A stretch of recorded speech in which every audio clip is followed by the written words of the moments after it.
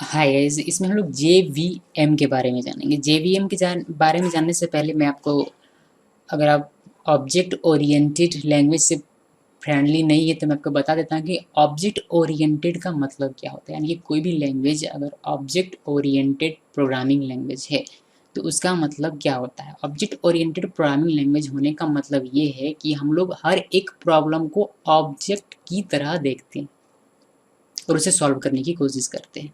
इससे होता ये है कि हमारा जो प्रॉब्लम है वह ज़्यादा रियल वर्ल्ड प्रॉब्लम हमें लगता है और हम उसको आसानी आसानी से सॉल्व कर पाते हैं। ठीक है, now come to the point. Java virtual machine, JVM। यहाँ आप देख पा रहे हैं कि लिखा हुआ नाम क्या, जावा वर्चुअल मशीन। तो कुछ लोगों को लगता है कि जावा वर्चुअल मशीन है तो ये किसी टाइप का मशीन होगा, लेकिन नहीं, ये मशीन नहीं होता है। एक्चुअली में ये सॉफ्टवेयर होता है, बट ये काम मशीन की तरह करता है, इसीलिए इसको मेरे ख्याल से नाम रखा गया होगा Java virtual machine. Okay, so the JVM plays the main role to making a Java portable. यानी कि क्या, आप इसका मतलब तो खुद ही समझ सकते हैं। ठीक है, तो हम लोग आगे बढ़ते हैं। It provides a layer of abstraction between the compiled Java program and the hardware platform and operating system.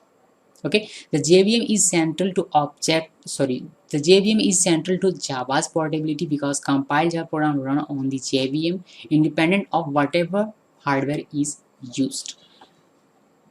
समझ में नहीं आ, चलिए इसको हम लोग डायग्राम के थ्रू समझते हैं, ज़्यादा हमें अच्छे तरीके से और आसानी से समझ में आएगा। ठीक है, मैंने एक प्रोग्राम लिखा जावा का। ओके, अब इसमें पूरा प्रोसेस क्या होता है कि जावा प्रोग्राम लिखने से लेकर एक मशीन में वह रन करता है, जिस मशीन में रन करने के बाद आप उसमें काम करते हैं तो उसके दौरान क्या होता है वह भी हम लोग यहाँ देखने वाला। सो आपने एक प्रोग्राम लिखा जावा का।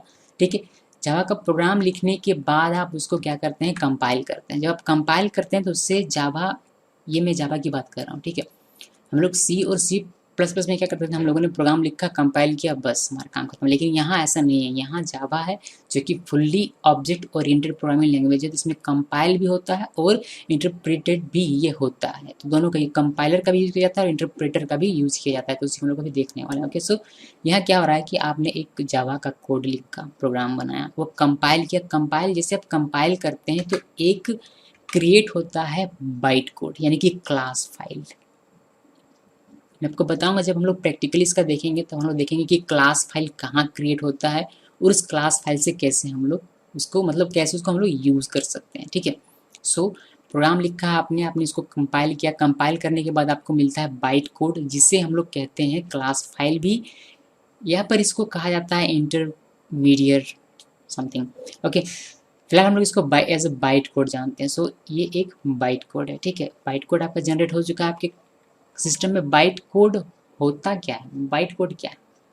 प्रोग्राम का मतलब आप लोग जानते हैं, कंपाइल किया हम लोगों ने, इसका मतलब भी हम लोग जानते हैं, बिकॉज हम लोग शायद सी और सी प्लस प्लस पढ़ चुके हैं। आई होप कि आप लोग भी पढ़ चुके होंगे। अगर आप जावा प्रोग्रामिंग सीख रहे हैं, तो नहीं भी पढ़ रहे हैं फिर भी ये समझ लीजिए कि एक प्रोग्राम है, उसको आप लोगों ने कंपाइल किया। कंपाइल करने के बाद बाइट कोड जनरेट हो रहा है। तो ये बाइट कोड क्या है? बाइट कोड एक क्लास फाइल होता है। ये किसी मशीन पर डिपेंडेंट नहीं होता है कि ये जो बाइट कोड है ये पर्टिकुलर इस मशीन पर ही चलेगा और किसी और मशीन पर नहीं चलेगा, ऐसा नहीं है। बाइट कोड किसी भी मशीन पर रन किया जा सकता है यूजिंग इंटरप्रेटर। ओके, सो बाइट कोड जनरेट हो चुका है आपके प्रोग्राम का। अब क्या होता है कि JVM इंटरप्रेटर का यूज़ करके उसको मशीन कोड में कन्वर्ट करता है।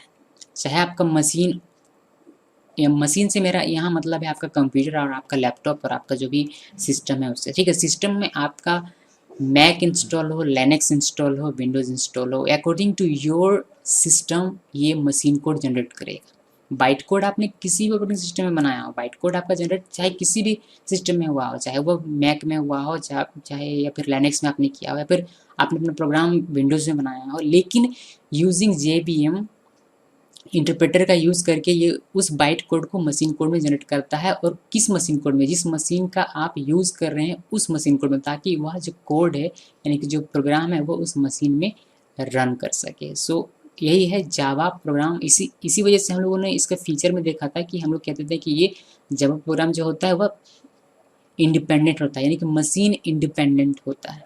ये किसी मशीन पर डिपेंड नहीं होता है।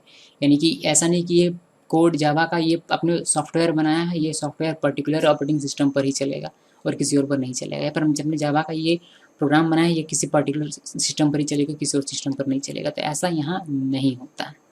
ओके, सो इस तरीके से ये पूरा वर्क करता है। आपके प्रोग्राम से लेकर यानी कि आपके सोर्स कोड से लेकर एक मशीन कोड तक का ये पूरा प्रोसेस है।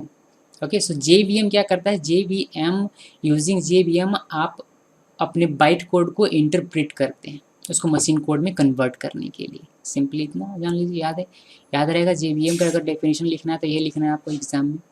ओके, और अगर किताबी लैंग्वेज आप जानना चाहते हैं तो आप, मैंने जब यहाँ पहले आपको एक डेफिनेशन दिखाया था, इसको आप लिख सकते हैं। ये आपको मेरी वेबसाइट www.geekysource.com पर मिल जाएगी, जिसका लिंक आपको डिस्क्रिप्शन में मिलेगा। Thanks for watching.